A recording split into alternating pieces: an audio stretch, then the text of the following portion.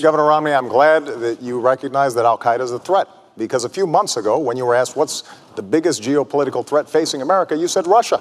Based on uniform intelligence assessments, the Russians were responsible for hacking the DNC, and that as a consequence, it is important for us to review all elements of that and make sure that we are preventing that kind of interference through cyber attacks in the future.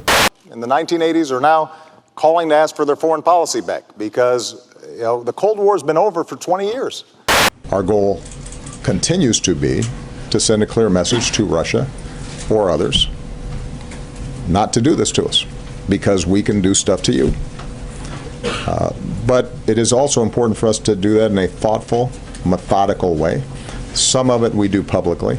Some of it we will do in a way that they know, but not everybody will. What you talking about, Willis? I'm going to go back now to Ron Allen at the White House. Late word now coming in from the president, who, of course, is in Hawaii. Ron, what are you hearing?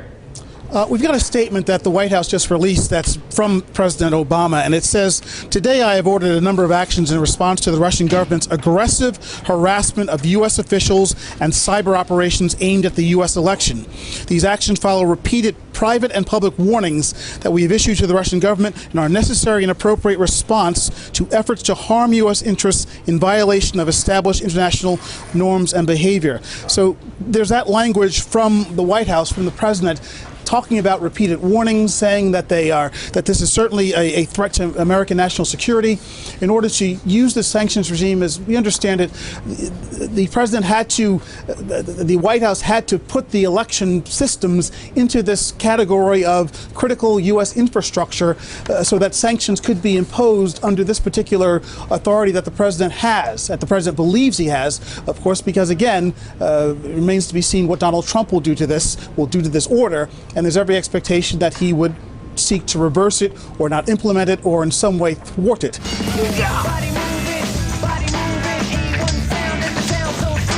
President Obama announced that some Russian bank assets will be frozen.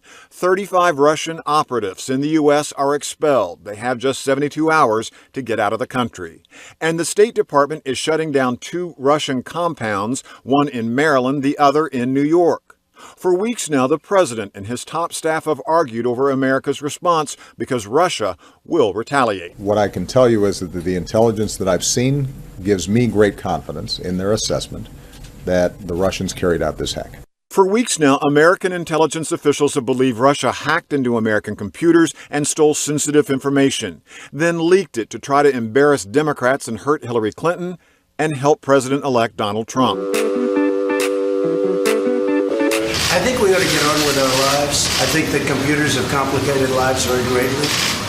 The whole age of computer has made it where nobody knows exactly what's going on.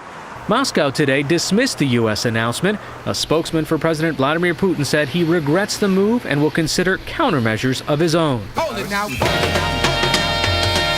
Tonight, President-elect Donald Trump is out with new praise for Vladimir Putin, applauding the Russian president for withholding retaliatory sanctions on the U.S. Trump tweeting, "Great move on delay by V. Putin. I always knew he was very smart." But as the president-elect determines his next move responding further to Russia and the new U.S. sanctions, his advisors are calling out the Obama administration for what they see as politics at play. We've been talking about this for a while. I think that, all we heard all through the election was Russia, Russia, Russia.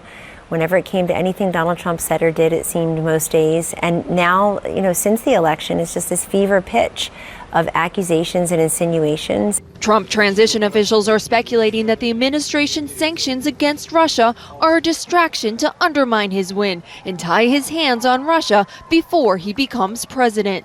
I will tell you that even those who are sympathetic to President Obama on most issues are saying that part of the reason he did this today was to, quote, box in President-elect Trump. That would be very unfortunate if if politics were the motivating factor here. In the past, Trump and his aides have publicly been skeptical of the intelligence community's conclusions. I don't think anybody knows it was Russia that broke into the DNC. It could also be lots of other people. It also could be somebody sitting on their bed that weighs 400 pounds, okay?